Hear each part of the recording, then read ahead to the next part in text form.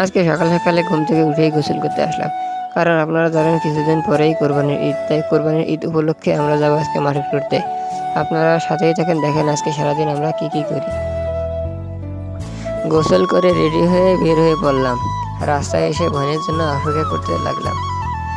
অনেকক্ষণ দাঁড়িয়ে থাকার পরেও ভ্যান না পাওয়ার কারণে আমরা হাঁটতে হাঁটতে বাজারের দিকে রওনা দিয়ে দিলাম।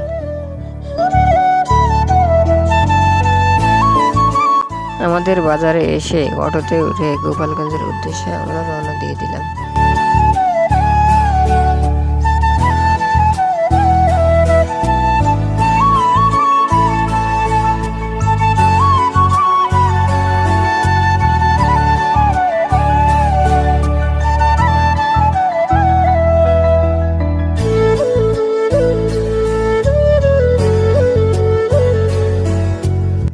আমরা গাড়িতে কিছুক্ষণ যাওয়ার পরেই সামনে একটা অ্যাক্সিডেন্ট ঘটতে যায়। ভাগ্য ভালো যে কারো কোনো ক্ষয়ক্ষতি হয় না।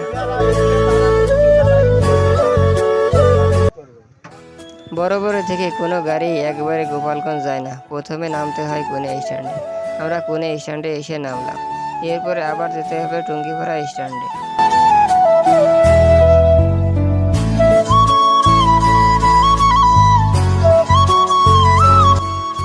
কোনে স্ট্যান্ড থেকে একটা ভ্যানে উঠে আমরা টুঙ্গিপাড়া স্ট্যান্ডের দিকে রওনা হলাম। টুঙ্গিপাড়া স্ট্যান্ড থেকে আবার একটা গাড়ি করে আমাদের গোপালগঞ্জ যেতে হবে।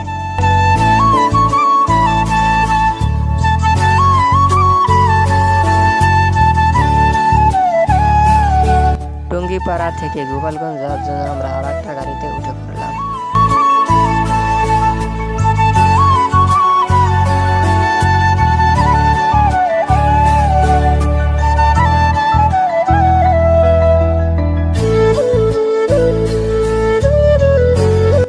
গোপালগঞ্জ এসে নামার পরে আমরা মার্কেটের দিকে রওনা দিলাম।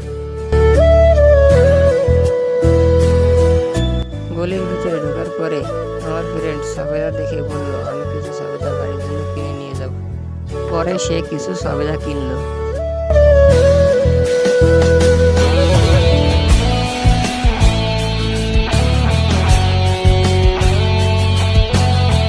এখানে আমাদের সাথে একটা মজার কাহিনী ঘটে যায়।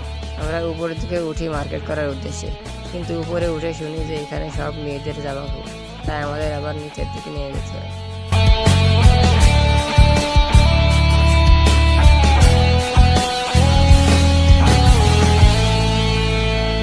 ওইখান থেকে নামার পরে আমরা হাঁটতে থাকি আর আশেপাশে দেখতে থাকি ভালো কোনো মার্কেট আছে নাকি।